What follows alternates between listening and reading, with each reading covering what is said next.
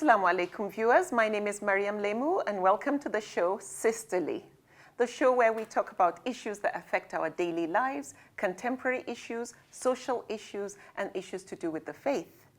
Inshallah, on this episode we shall be going into family planning, so please join me after the break when we have this discussion with my friends. Assalamu alaikum viewers. My name is Maryam Lemu and welcome back to the show Sisterly.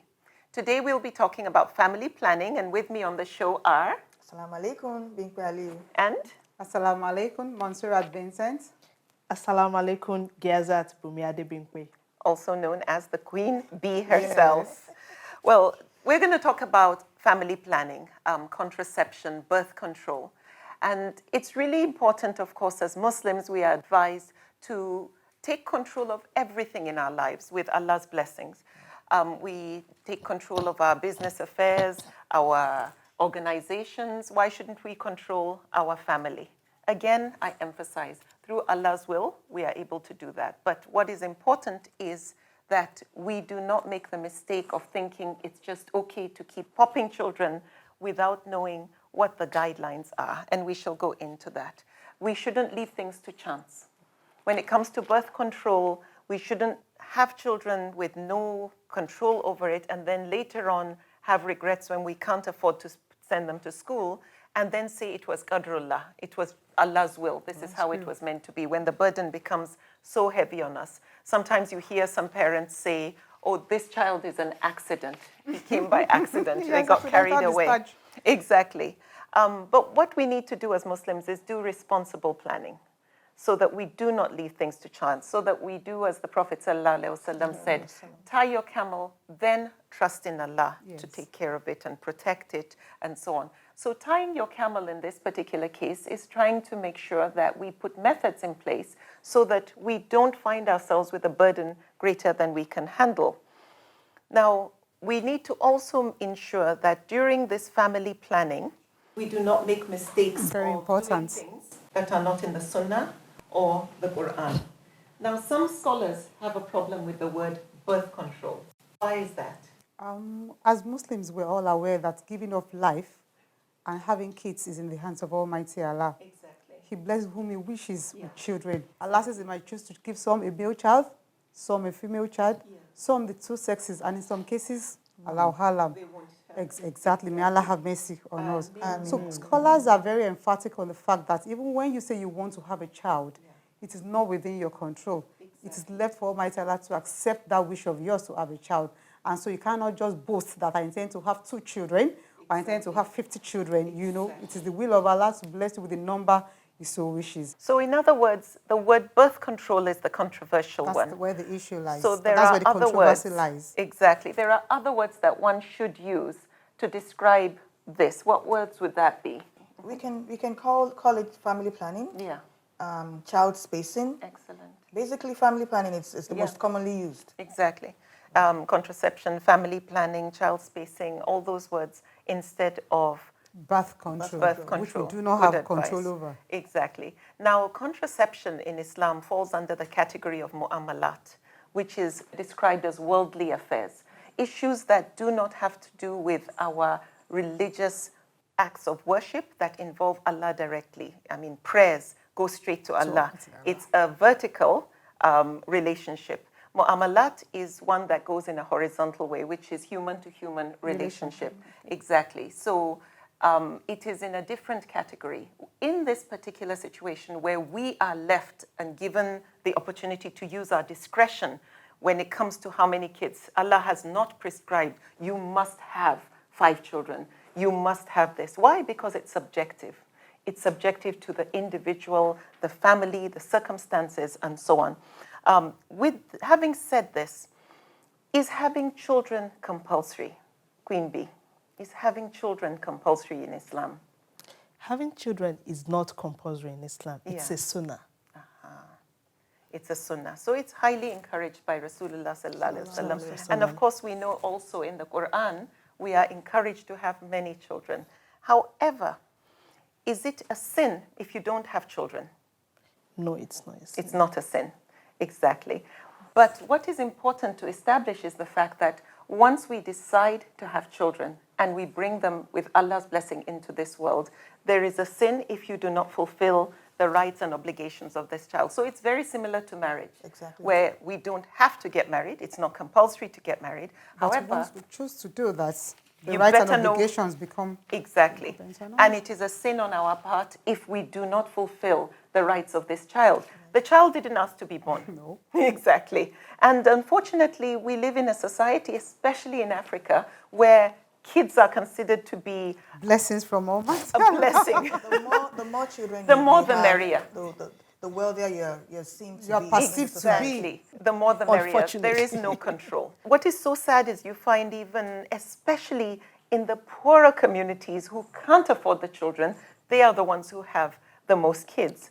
But it's important to also establish that Allah is not going to be impressed with many children. In as much as Allah does encourage us to have many children, He won't be impressed with the number of children you have. He'll be more impressed with the quality of the number of children you have. Miriam, I think I need to clarify something in that area. I'm aware there's an update of Rasulullah sallallahu alaihi wasallam where he said he will be counted among the number of followers that he has, maybe based on how large his followers are. Yeah. And so some scholars have said that means you should have more kids. You should so have that more there'll be kids. more followers for this deen For of ours. Islam. You don't want followers who are called Muslims, but they don't have the moral background and authority to be able to carry out their responsibilities as Muslims. I think the watchword here is quality.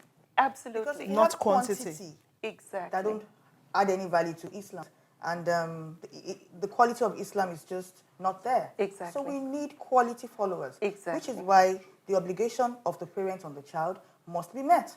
If you know you cannot take care of children, why would you go ahead and have multiples and multiples of children? And say then it's they sunnah. become a liability. so to speak. Exactly. I mean, people should also quote verses of the Quran and Hadith where it talks about responsibility and obligations to the children. And are we ready to actually take care of this and fulfill those obligations? When you consider the number of kids we see out in the streets, tell me if this child is being raised as a good Muslim and that they are contributing to the ummah. Miriam, if I can, I just quickly remember something. Like, you know, Yoruba, that's where I'm from. And we have so many traditions that are actually very funny. Yeah. There's this musician that has a lot of children, lots of wives, lots of children. And then this joke goes around saying, if he sees any of his children, he says, whose child are you? I know you're my son or daughter, but But it's not even sure of the mother. That's very sad. That's very sad. Why would you not know your child or the mother of your child? I think it comes with planning, which is Exactly. where we are. I mean, as a Muslim, you have to plan. Plan everything. Islam is a way of life. You have to know what you are doing. If you know you want to have just 2 kids, then plan. Don't say you made mistake. I don't believe in, Do you know someone actually said that in front of me? The little child came next to them and there were 2 other siblings that were older. And when this little one came running, the mother actually said, oh, and this is our mistake. Wallahi, I was in shock. I just was, if this child grows up to hear they were a mistake, I mean, everything is a gift from Allah. Exactly. But again, it should be planned. You know, it's with Allah's blessings that that child came into this world. And we don't know whether that child will end up being a great human being. If we have that attitude that this is an accident, imagine how resentful this child will feel when they grow up. Yes. Which reminds me of the planning again. Like I said, I mean, planning, you have to plan your life. When I got married, yes. I got pregnant on my wedding night. Oh my goodness.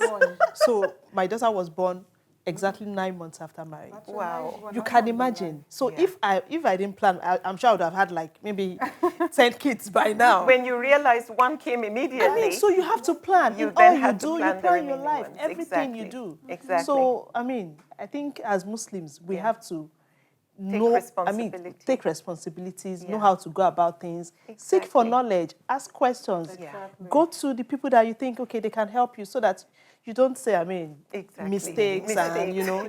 Well, that brings me actually, having he heard what she said, that, you know, literally 9 months after the marriage, there was a child.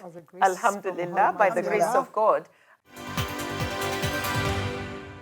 When is really the right time to have children? Well, we're back to planning. You are not supposed to have kids outside wedlock. So we're assuming that to have It's in children, marriage. you're already married. Yes. And then, of course, you now plan. Because Almighty Allah was very categorical in the Holy Quran that the men shall be the maintenance of the woman. So it shows that the moment you take a wife, You have the responsibility. responsibility of taking care of the wife falls on you. Exactly. And automatically, if you are going to take care of the wife, maintain her, feed her, house her, by the time she has kids for you, it automatically means as a father, you have additional responsibility. Exactly. These are things you consider in spacing your children, in planning when they are supposed to come. Yeah. Are you ready for them emotionally? Because beyond finance, you need to be available to train these kids. We talk about training of the children. Exactly. Beyond finance, beyond giving them the financial empowerment to be able to live, you also need to be there to take care of them. You know, the mother inclusive.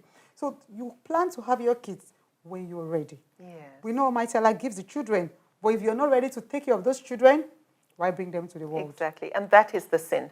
That is the sin, that your obligation is to make sure you give them shelter, you give them a nurturing environment, a safe environment, you give them the clothing, food, all those basic basic things. things. Responsible for a whole lot of things. Exactly, what you just Quality said. education. Quality education. And when we say education, the Prophet ﷺ described it as tarbiyah. And it's, in Islam, that's a holistic education, good upbringing, good manners, good conduct. This is why we see a lot of issues to do with menaces to society, kids that didn't have a proper upbringing, where the parents were not involved. And unfortunately, that's where you find what we are facing today. What would you say about when is the right time to have children? Of course, if you can't afford to do it, why have the children in the first place? If we decide to go into having children, the parents must also be there. If the father is busy, the wife is busy, and then you leave the kids to the nanny. We've all seen, there was a video that went round, and I think there was a video cam in the house. There was a nanny that was maltreating the child. Yes, it went viral. Even on though it social wasn't media. the fault of the parents, there was a video in the house to actually monitor what's happening in the house. If not for the video, I'm sure the baby would have been dead by now or something. I'm sure if the mother could avoid going to work, if the mother could avoid being an employee of somebody else, maybe being an entrepreneur on her own, I'm sure she would stay at home with the baby. But in that instance, I'm sure that particular mother would be wary to go back to work because you don't know what happens to your children when you're not there. She at least left the child with a nanny. What about the cases of children, of parents that leave babies out on the streets? You have the child, then you put the child in the bush. You put the child in a basket, then you go and Abandon kids. Then you take the child to a bush how would you do that to a baby? Yeah, exactly. Miriam, we need to face reality in our own environments. Outside there, when you have kids, there are provisions for you. So even in Islamic states, you have the government coming in to take care of you in some areas. But this is Nigeria. You're responsible for your children. No government is going to help you to pay your medical bills. You're lucky if you have a free medical bill, but no government will help you to feed your kids, will house you. You've got to pay those bills yourself. So while you're struggling to even have a roof over your head, why impregnate someone and add to your problems? And even when you're married and you know you are still struggling to even feed your wife, you know, we know if some men do have their way, they would prefer their wife to be at home and take care of the kids. But when the two of them have to work, I mean, for obvious economic reasons, they have to work. Exactly. That's what I wanted to say when I heard what you said. Because actually, sometimes it's a necessity. The realities are that the two sometimes, or in most cases, have to go out of the house and get something for the family. But then who do you leave these kids for? The lady who left us with the nanny has even taken a step to pay somebody, but look at what has been done to that child. Her intention was good. You know? Exactly. Look at what, exactly. Now consider those who don't even have the means to even get a nanny. You leave your child with a neighbor. We've got cases of rape all over now. Abuse. Pedophile and so on. Exactly. So the problems goes on and on and on. Exactly. And we need to actually go back planning our family. Planning it and when is the right time. I think it's obviously the injunction of Mu'amalat counts on us or applies to us. Allah gives us the choice to decide when with His blessings. Like for me, when I got married, before we got married, when I was courting my husband, he actually said to me that he knows how important my role is in child upbringing, in raising our children, inshallah, and that he is going to let me know that he's ready to have children, like as soon as we get married, However, due to how important my role is going to be in raising the kids, he will wait till I tell him I'm ready. That's a beautiful one. I tell you. And so I waited 6 years. Wow, I 6 actually years. waited 6 years. And then in the 6th year, and the main reason actually was because of the fact that when we first got married... So waiting was deliberate on your part? Waiting was deliberate. Definitely we used contraception because I wasn't ready. I actually got married at 18 and so was still a teenager. However, age doesn't matter when it comes to that. I mean, for some people, they are ready at that age. When we first got married, because we were going through the period of the getting to know you, living together, and it was a very big shock for me that marriage itself wasn't even what I thought it would be. You know, we were having ridiculous fights with one another. Because you were young, you were 18. But fights would happen even if you get married at 40 because you are getting to know each other. It's inevitable. We talked about that in marriage.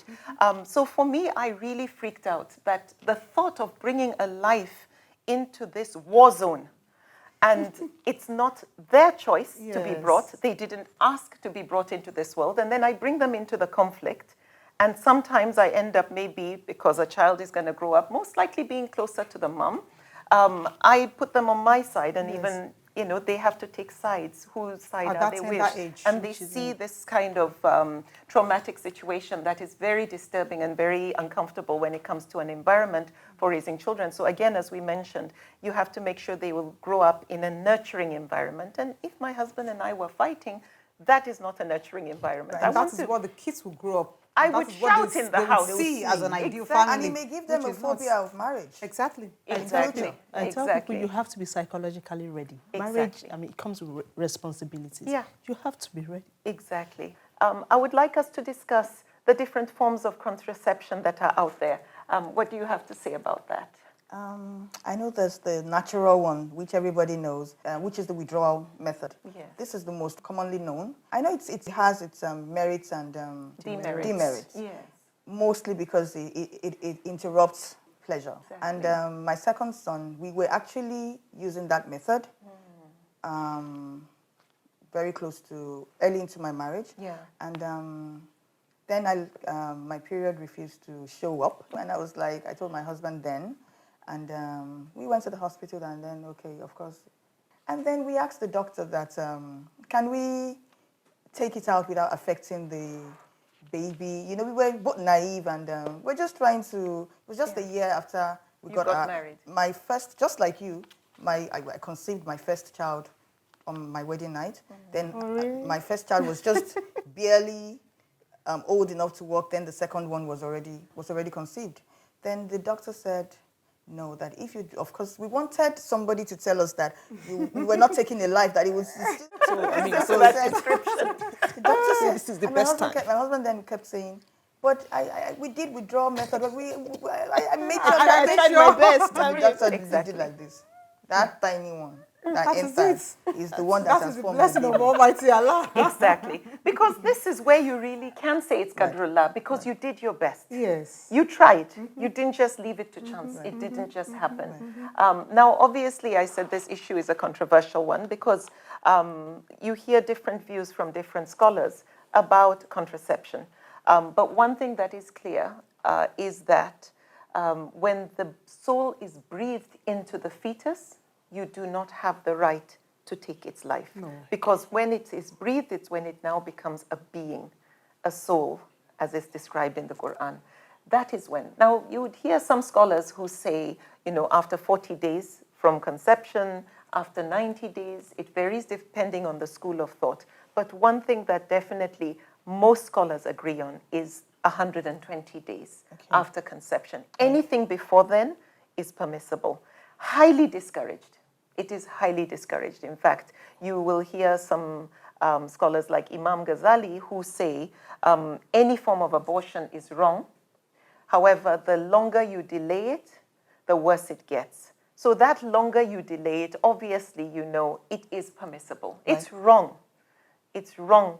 But there are certain circumstances that come up where you might have to. So, Maryam, rather than be wrong, I think it's, as Muslims, and this also goes back to planning, I think it's better and it's safer for us to plan rather than be wrong. And find yourself, on the wrong side. And for me, Miriam, planning, doing research. And, you know, what quite a number of scholars have told us, and which we read in the Quran, is this verse where Almighty Allah said, do not kill your children for fear of poverty.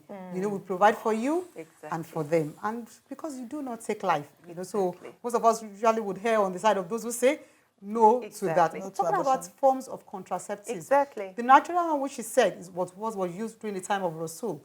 Some have argued that that was the only method available then. I mean, there was no science and technology. Exactly. At least up to the state we had now. Yep. So obviously, that was what they could use then. And a lot of people still use that as of today. Yeah. But there are various other methods that, to a large extent, a lot of people use.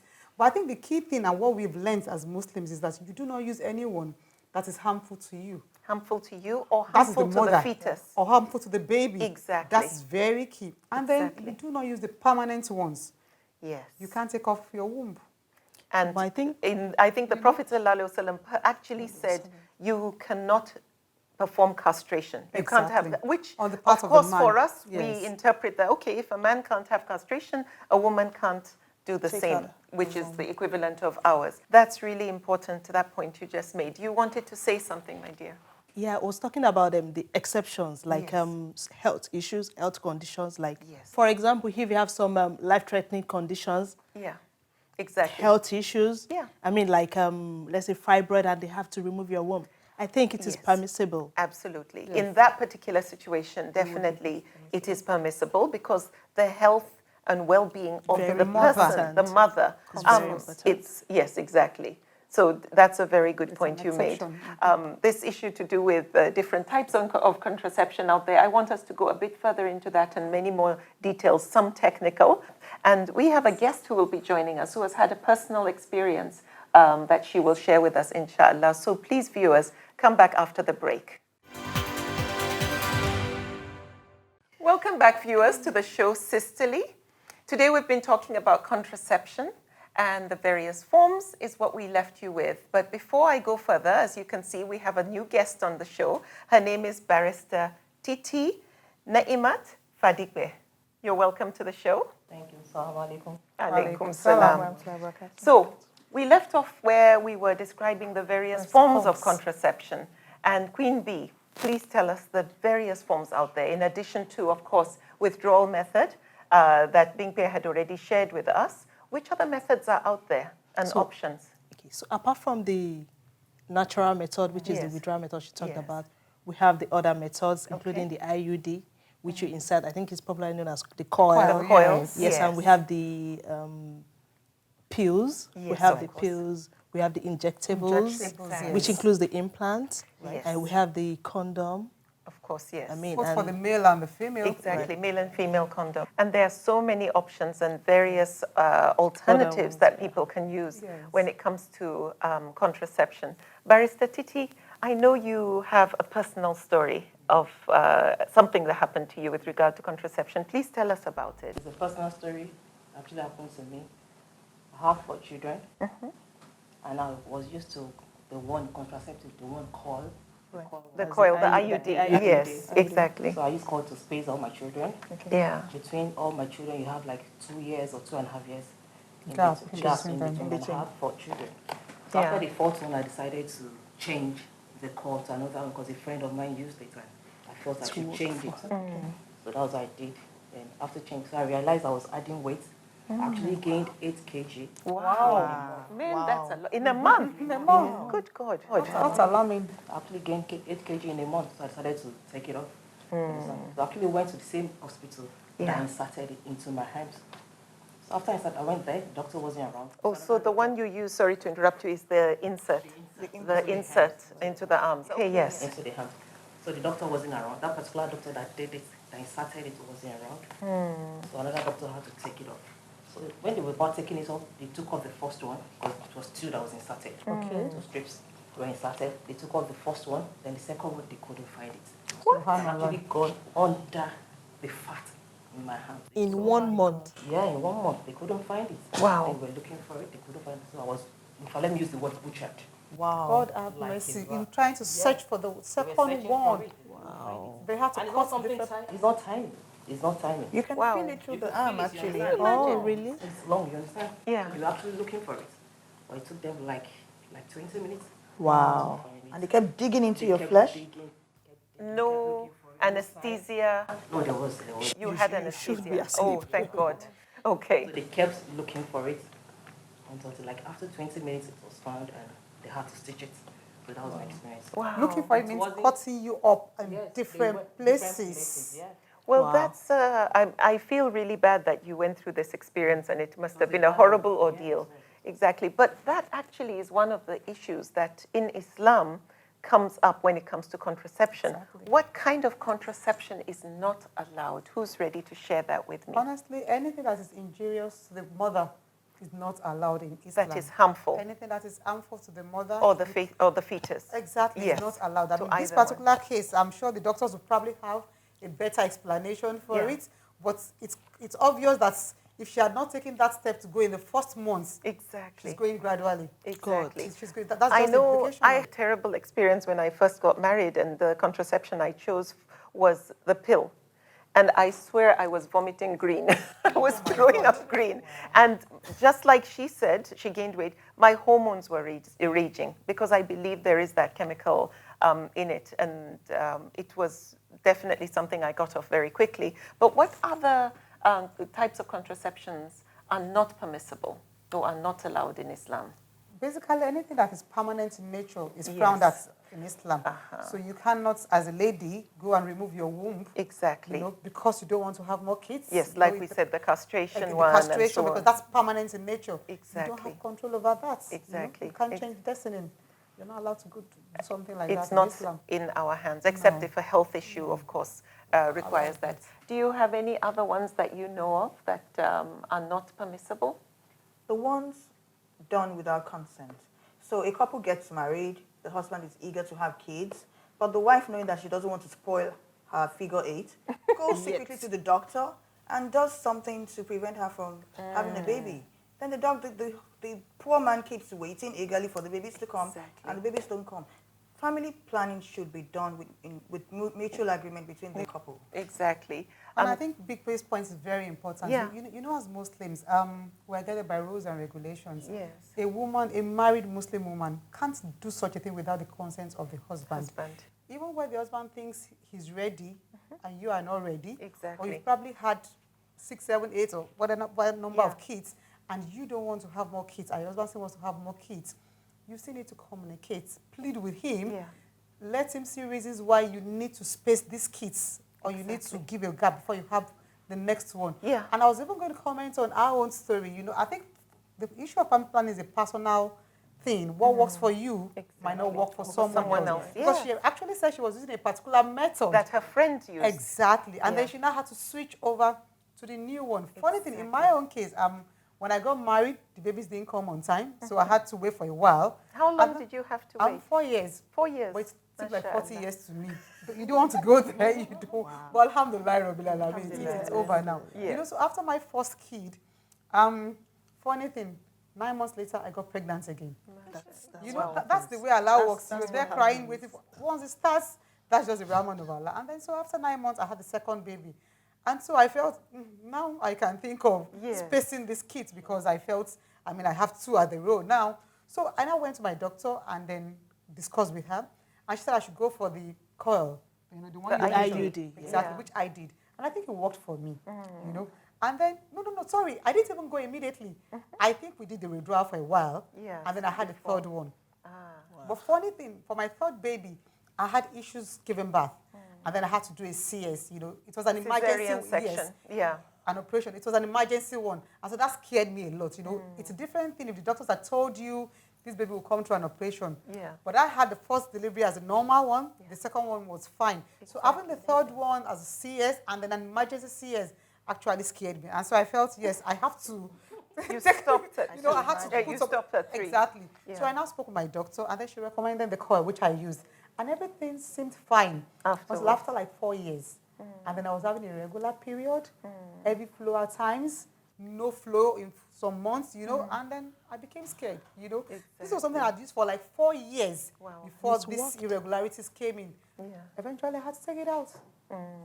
So sometimes what works for one person might not work for the other person. And what's working for you, things can change. Like, Our exactly. hormones can change. The hormones keep changing. Age, Right. everything changes the chemistry of our bodies. For me, I think the most important thing is use the effective one.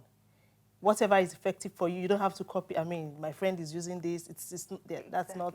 It might not work for you, and ensure it's not harmful. That is another thing. Islam frowns against anything that is harmful. It's not harmful. It must be baby. It must be effective, but not harmful. Yeah, that was the same mistake I made. It was actually working for my friend.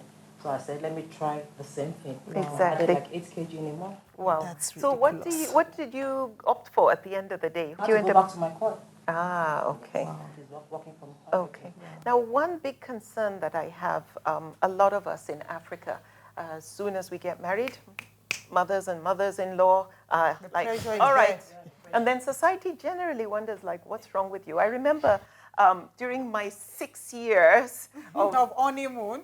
Yes, thank you. In fact, that's the word. I actually went through the most ridiculous pressure you can imagine.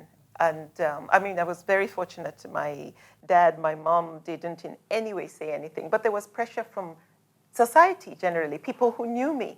And at that time, 6 years seemed like, okay, you know what? They said something is wrong with you. Yes. So it's me, not even him they thought of. That's another challenge. So something is wrong with you. You need to see a doctor and you know what's happening. And of course, when you now say, no, this is planned, they're like, what's wrong with you? There's a lot of pressure on newlyweds in particular to quickly have children. And sometimes they are not ready for it. However, it's like, it's the culture, it's the norm. Just go ahead and have it because you just don't want to have to keep explaining to your parents or to your in-laws why you haven't conceived. Some actually brides have said, newly wedded women would say that their mothers-in-law threatened that they will bring another wife because she has not been able to conceive for her husband. Exactly. And so there is actually also society's pressure and cultural pressure and expectations on us. And that's also part of the root cause of this hurry and just keep popping them, machine gun style. You know, this one has come and then pressure, okay, what about the next one? This one needs a brother or a sister. You know, it can be very, very disheartening. And unfortunately, the parents are not going to raise that child for you. No. The parents will not be there to go through the stresses and the big burden that is on your shoulders. You're the one. So for anybody who is listening, and this applies to you, I ask you to please have mercy and consideration for the fact that it's their lives. And Allah gives us that will to be able to do it at the right time.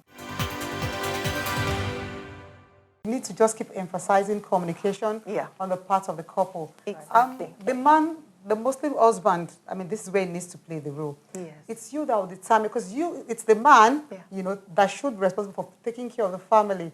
So if he allows the pressure to be put on him and his wife to keep on having kids, the family, the extended ones will not come and take care of your kids for you.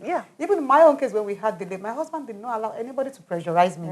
You know, if you come up and say, don't worry, she's fine, don't worry. Even though he knows that, you know, we're battling with this issue, but don't worry, everything is fine. But quite a number of times, the males do not do that. Yes. You know, they leave you to handle the in-laws. By the woman, you know, the moment people have been asking me, so let's go on. You know, everybody's asking, you know, and then the woman doesn't have a choice but to go on having this kid. Even in some instances where she doesn't have the good health to have additional ones. Yes, exactly. And that's the sad aspect. It's you see women lose their life. Yeah. Because I know of someone who went to the hospital. I mean, that was supposed to be her third child or fourth. I can't remember now. And then she had a girl child. She's from the eastern parts where they pay more attention to having male children. And even right there in the labor ward, she was talking about, oh my God, I need to have a male child. And I'm like, you are not even out of this place, you know? And the doctor actually complained that you had BP.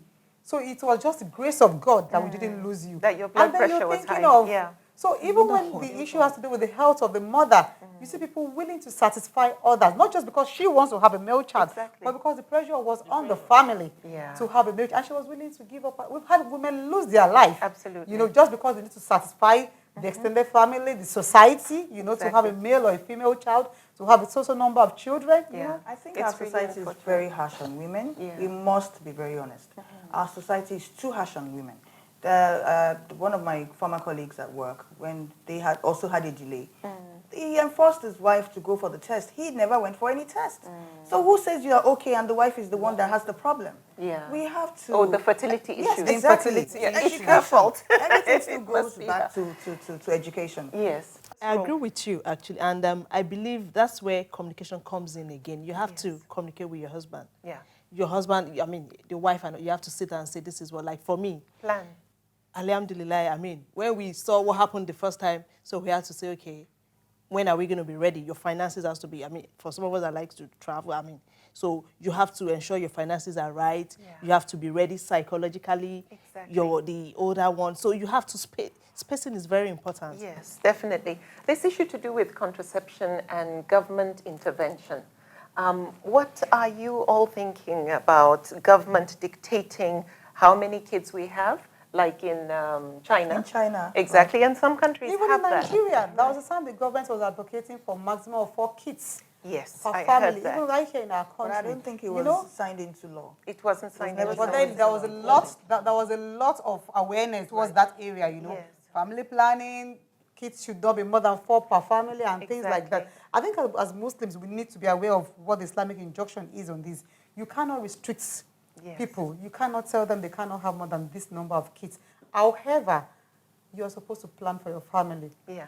You are supposed to determine the number of kids you can afford to take care of. I believe, government should have some form of involvement. But obviously, if they give a bunch of condoms in villages and say, please use this, I don't think the people in the villages or people, the poorer communities that they are trying to help control the birth rate, actually want to use the condoms. They don't. It's even free. Most Exactly. health centers these days, these things are free. When I went to do my implants, I used the health center and I spent less than 2,000 naira. Yeah. So you can imagine, and I'm sure the 2,000 is not even the government approved price. Exactly. They made it very affordable, but people don't come. It's free and people don't want to use it because children are actually their insurance.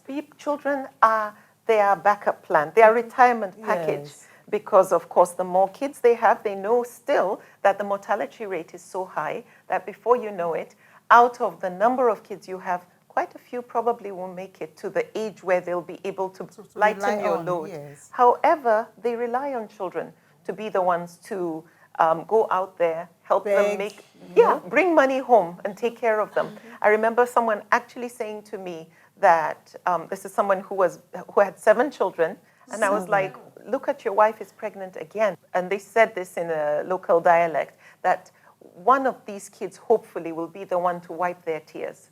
So imagine that for them, the motive of having so many kids is that one of them will lighten their burden, lighten their load, be the one to sustain the family. It's like a game of chance then. Exactly. One method that was used, I can give Sri Lanka as an example, where government got involved, was in focusing on educating the populace. When they did that, there was a drastic reduction in the birth rate, especially in those communities that are highly affected. And they suffer the most when there is this issue to do with overpopulation. And I think the Nigerian government, they may want to take a leaf from that. Education is the key, enlightenment.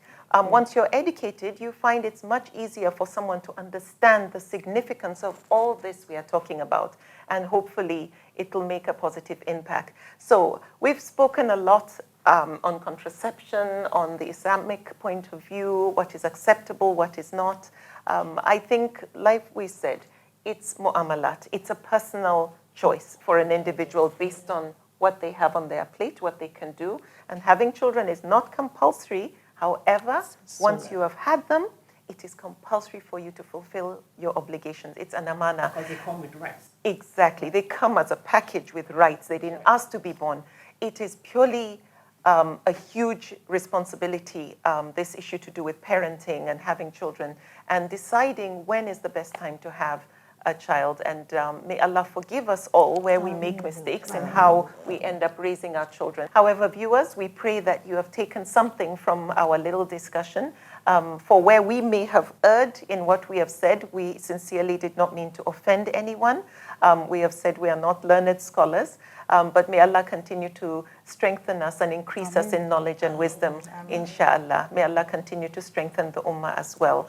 So thank you, sisters, for all your contributions. We really appreciate everything you do. My name is Maryam Lemu. Assalamu alaikum from me and yours, Sisterly.